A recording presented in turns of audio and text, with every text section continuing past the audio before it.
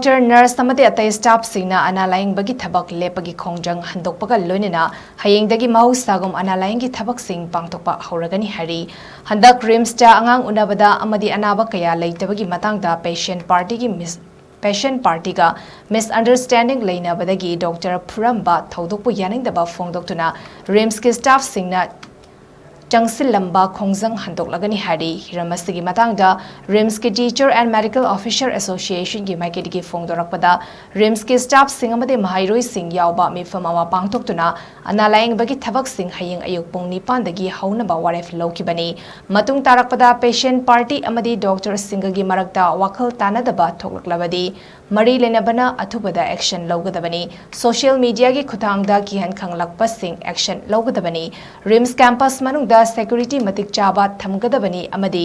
miyamgi ihau fathanaba tokhaiba cell ama hangdoktuna thamgadabani haina association asigi maikedigi mari lenaba authority ki pungning chingsilakli actually option gai question se ai chakki doctor asagi operation tor matung da ana khawlo to plan ahan bagi operation seasonal section na bagi operation je khana na to seasonal section ko hojiki haiba patient ji manju haiba patient ji pung makai ani gi mamang da seasonal section tor operation to seasonal section tor matung da magi I hada ba haibi bleeding to angan khawgi bleeding tor basi PPI sai masi management je pena hida ka puga angan khawgi kanjal laga bleeding control to na ba medicine ki madeng norga hida ka puga konai da ngamatragadi I tholai ba program do sacrifice to hadi